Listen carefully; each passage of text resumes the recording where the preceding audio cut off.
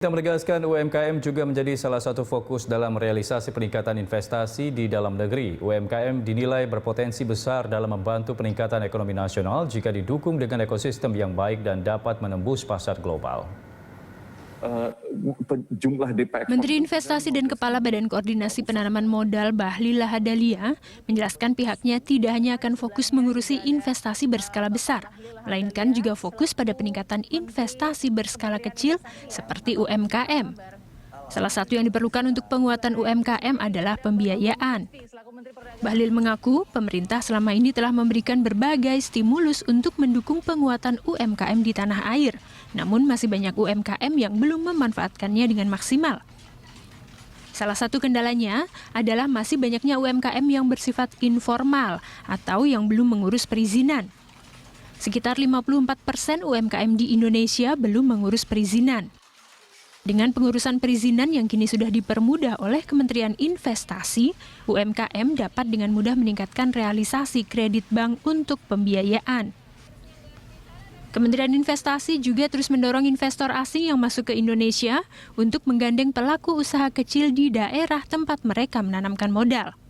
Harusnya nggak perlu terlalu banyak isu tentang pembiayaan, karena negara sudah menjamin pembiayaan itu di bank-bank yang mendapat penugasan dari Kementerian Koperasi.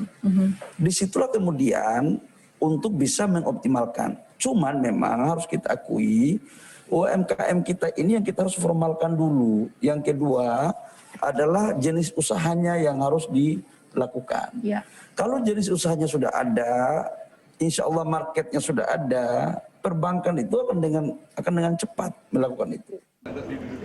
Sementara itu, Menteri Perdagangan Muhammad Lutfi mengakui tengah memperbaiki aturan perdagangan agar tidak terjadi kecurangan yang merugikan UMKM dalam negeri atas praktik perdagangan lintas negara. Di sisi lain, pemerintah Indonesia tidak pernah akan melakukan proteksi karena hal tersebut bukan solusi yang tepat. Pemerintah menilai kolaborasi dan persaingan yang adil justru akan membuat produk Indonesia bisa menang di pasar global. Kita lihat sekarang apa permasalahan di loka pasar, istilahnya loka PMSE ini loka pasar. Jadi ada yang cross border, ada yang domestik, gitu kan ya. Yang cross border itu kita tidak pernah punya pikiran, pemerintah tidak pernah punya pikiran untuk memproteksi. Proteksi itu bukan di grain atau di dalam DNA Indonesia. Karena kita biasa berkolaborasi, biasa bersaing, dan biasanya kita bisa menjadi pemenang. Contohnya sudah banyak, kita bisa cerita macam-macam. Nah, tetapi pada saat yang bersamaan, saya sama Pak Teten ini sedang mensequence apa yang akan kita kerjakan. Nah, ini kita akan perbaiki. Saya akan perbaiki peraturannya supaya perdagangan yang kita kerjakan hari ini tidak ada kecurangan-kecurangan. Kita tidak bisa bersaing dengan situasi yang tidak seimbang. Menurut Mendak, kontribusi ekspor dari usaha berskala kecil dan menengah mencapai 5 miliar US dollar pada 2020. Jumlah tersebut hanya setara dengan 15% dari total ekspor.